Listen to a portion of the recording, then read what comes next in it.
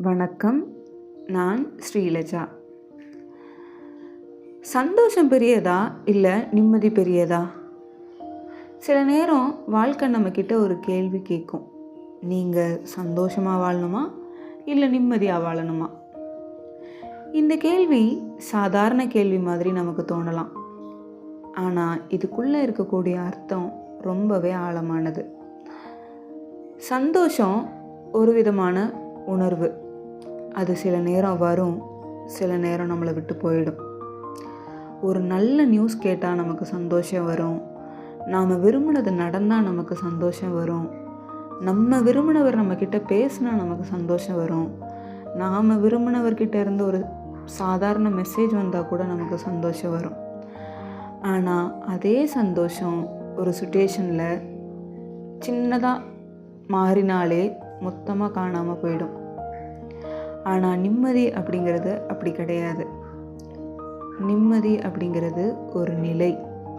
அது வெளியில இருந்து நமக்கு வராது, நமக்குள்ள அது உருவாகும். நிம்மதி இருந்தால் வெளியில் என்ன நடந்தாலும் உள்ள ஒரு அமைதி இருக்கும். நீங்கள் தனியாக இருந்தாலும் சரி, நீங்கள் கூட்டத்தில் இருந்தாலும் சரி, உங்கள் மனசு சுமையாக இருக்காது. நிஜமாகவே சொல்லணும்னா, நிம்மதி இருந்தால் சந்தோஷம் தானாகவே வரும். ஆனால் சந்தோஷம் இருந்தால் நிம்மதிக்கு கேரண்டி கிடையாது. அதனால தான் ஒரு ஸ்டேஜுக்கு பிறகு மனுஷன் சந்தோஷத்தை விட நிம்மதியை சூஸ் பண்ண ஆரம்பித்தான்.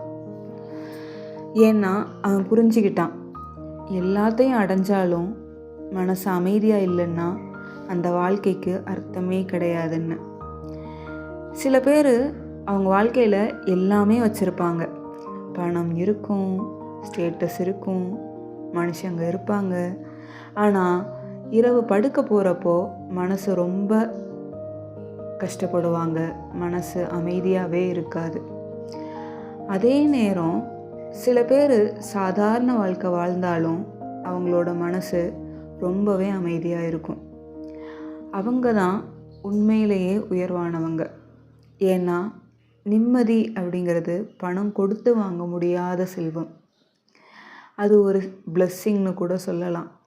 அதனால தான் பிரபஞ்சத்துக்கிட்ட நாம் இப்படி சொல்லணும், பிரபஞ்சமே, எனக்கு எல்லாத்தையும் கொடுக்க வேண்டிய அவசியம் இல்லை. ஆனால் என்கிட்ட இப்போ இருக்கிற வாழ்க்கையிலேயே என் மனசு அமைதியாக இருக்க உதவி பண்ணு.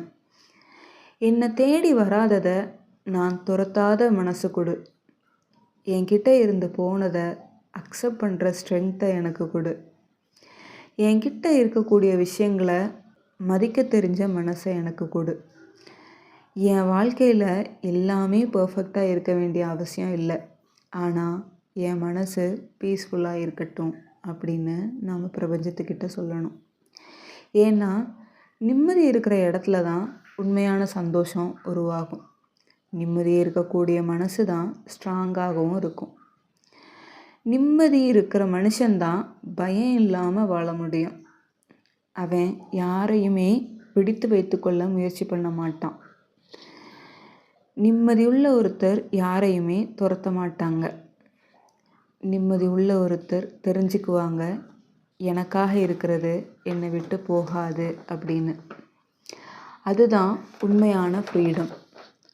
வாழ்க்கையில் ஒரு ஸ்டேஜ் வரும், அப்போ நீங்கள் ரியலைஸ் பண்ணுவீங்க, சில விஷயங்கள் நடந்தது நல்லதுக்காக தான் அப்படின்னு. சில நபர்கள் உங்கள் வாழ்க்கையை விட்டு போனது உங்கள் நிம்மதியை காப்பாற்றுறதுக்காகன்னு. சில கதவுகள் மூடப்பட்டது நீங்கள் உங்களை ப்ரொடெக்ட் பண்ணிக்கிறதுக்காகன்னு.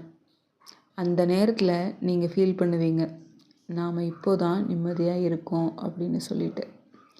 அந்த ஃபீலிங் ரொம்பவே விலை மதிப்பில்லாதது.